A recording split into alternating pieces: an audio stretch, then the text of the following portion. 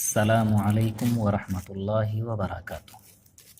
محترم ناظرین و سامعین، آج کی اس ویڈیو میں ہم ذی الحجہ کے ان اعمال کے بارے میں بات کریں گے جو اسی مہینے کے ساتھ خاص ہے۔ نمبر 1، بال اور ناخن نہ کاٹنا۔ جس شخص کا قربانی کرنے کا ارادہ ہو اس کے لیے مستحب یہ ہے کہ ذی الحجہ کا چاند نظر آنے سے لے کر قربانی ہو جانے تک ناخن اور جسم کے کسی بھی حصے کے بال نہ کاٹے۔ صحیح مسلم میں ہیں، ام المؤمنین حضرت ام سلمہ رضی اللہ عنہا فرماتی ہے کہ آپ صلی اللہ علیہ وسلم نے ارشاد فرمایا، جو شخص ذی الحجہ کا چاند دیکھے اور اس کا ارادہ قربانی کرنے کا ہو تو اس کو چاہیے کہ وہ اپنے بال اور ناخن نہ کاٹے۔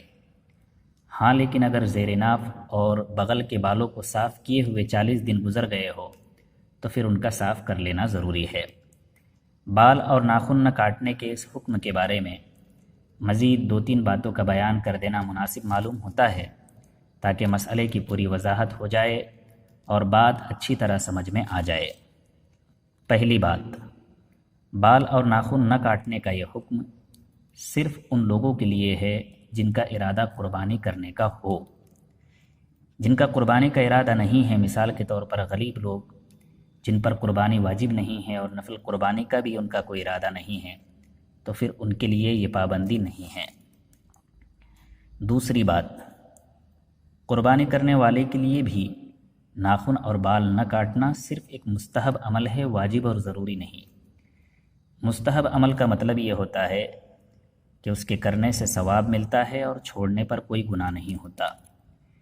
بہتر تو یہی ہے کہ ایک ذی الحجہ سے قربانی ہو جانے تک ناخن اور بال نہ کاٹے جائے، لیکن اگر کوئی بال یا ناخن کاٹ لے تو اس سے اس کی قربانی پر کوئی اثر نہیں ہوگا، بغیر کراہت اور بغیر کسی شک و شبے کے قربانی ادا ہو جائے گی۔ تیسری بات جو اسی مسئلے سے ریلیٹڈ ہے وہ یہ کہ کچھ لوگ قربانی کے دنوں میں سر منڈاتے ہیں، یعنی سر کے بال بالکل صاف کر لیتے ہیں۔ بعض لوگوں سے سر منڈانے کی وجہ پوچھی گئی تو ان کا جواب تھا کہ ہمارے نام سے قربانی ہوئی ہے اس لیے ہم نے سر منڈایا ہے۔ گویا قربانی کے بعد سر منڈانے کو ضروری سمجھتے ہیں۔ یہ بات اچھی طرح سمجھ لینے کی ہے کہ قربانی کے بعد سر منڈانے کا قربانی کی عبادت سے کوئی تعلق نہیں ہے۔ قربانی جانور کی ہے، سر کے بالوں کی نہیں۔ اصل مسئلہ وہ ہے جو ابھی بیان کیا گیا ہے کہ قربانی کرنے والے شخص کے لیے بہتر یہ ہے کہ اگر اس کو بال یا ناخن کاٹنے کی ضرورت ہو تو ایک ذی الحجہ سے قربانی ہو جانے تک رک جائے اور قربانی کے بعد کاٹ لے۔ لیکن یہ بات کہ قربانی کے بعد سر منڈانا ہی پڑے گا درست نہیں ہے۔ نمبر 2، یوم عرفہ یعنی 9 ذی الحجہ کا روزہ۔ ویسے تو ذی الحجہ کے پہلے عشرے میں بقرعید کے دن کو چھوڑ کر باقی 9 دنوں میں ایک روزہ ثواب کے اعتبار سے 1 سال کے روزوں کے برابر ہے، لیکن ان میں بھی یوم عرفہ یعنی بقرعید سے پہلے والے دن کے روزے کی خاص فضیلت ہے۔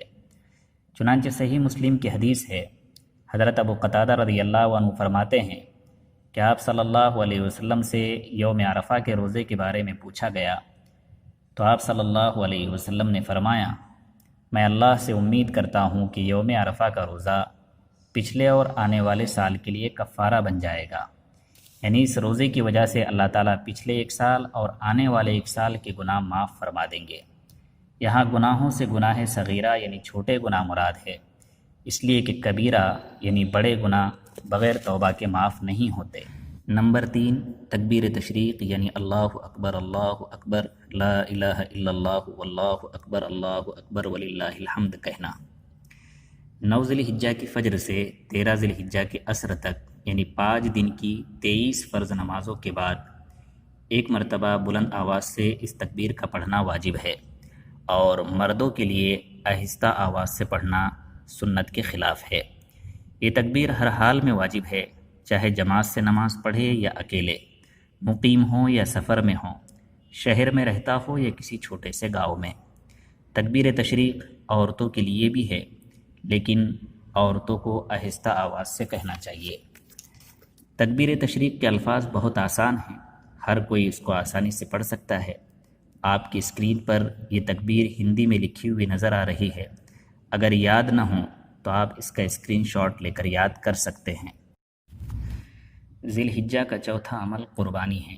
جس کے لیے اللہ تعالیٰ نے ذی الحجہ کے 3 دن یعنی 10، 11 اور 12 تاریخ مقرر کر دیے ہیں۔ قربانی کے بارے میں کچھ ضروری باتیں انشاءاللہ اگلی ویڈیو میں بیان کرنے کی کوشش کی جائے گی۔ ہمارے اس چینل سے جڑے سبھی بھائیوں سے میری مؤدبانہ ریکویسٹ ہے کہ اس ویڈیو کو زیادہ سے زیادہ شیئر کیجیے، تاکہ اس موقع کی، چونکہ ذی الحجہ ہی کا مہینہ چل رہا ہے، ضروری اور صحیح معلومات زیادہ سے زیادہ لوگوں تک پہنچ سکے۔ شکریہ۔ السلام علیکم۔